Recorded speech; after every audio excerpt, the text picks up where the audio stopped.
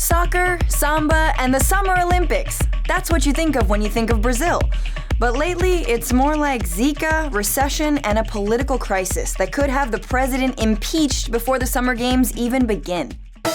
Millions of people have hit the streets, demanding President Dilma Rousseff's impeachment, and proceedings have already begun. Many believe she's linked to the biggest corruption scandal in the country, centered around the state-owned oil company Petrobras. Basically, people received kickbacks in exchange for contracts. Even though Dilma hasn't been formally charged, members of her party, the moderate Left Workers' Party, have been, including former President Luiz Inácio Lula da Silva. Dilma actually nominated Lula as chief of staff, some say to protect him from prosecution. Ouch. But the political crisis runs deeper than Dilma. After all, 353 officials from all parties are facing corruption and criminal charges. But you wouldn't know that by reading the headlines. Brazil versus the president is a common slogan being pushed by mainstream Brazilian media.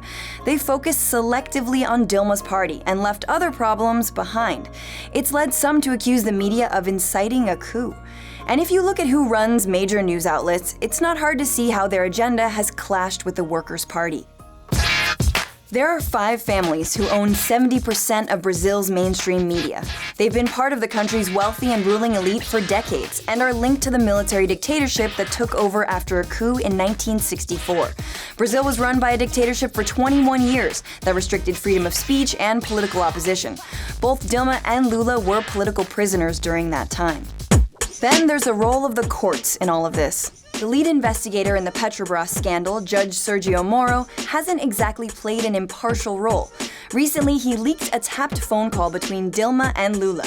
In the call, Dilma refers to a document appointing Lula as chief of staff, saying he should, quote, use it in case of necessity. Some say it's damning evidence. Others question Moro's leaking of the recording without due process.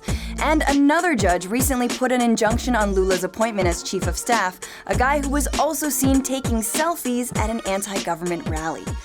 One thing to remember is that Brazil is a country with major economic inequality. Political preference tends to fall along class and racial lines. That could be why the majority of protesters demanding Dilma's departure are both whiter and wealthier. This photo of a protesting couple with their dog and nanny has gone viral.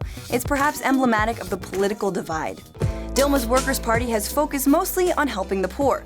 Their welfare programs helped 23 million Brazilians out of poverty within 10 years. But lately, it's not just the media and conservatives who are fed up with the ruling party. Many critique Dilma from the left, angry at the recently passed anti-terrorism law and massive overspending on things like the World Cup. So should Dilma be impeached? And who would take her place if she is? The vice president, who belongs to a different party, is also under scrutiny for corruption. And the guy below him has been charged with accepting $40 million worth of bribes. So between that and the questionable actions of high-level judges, what's actually at stake in Brazil? Maybe democracy itself.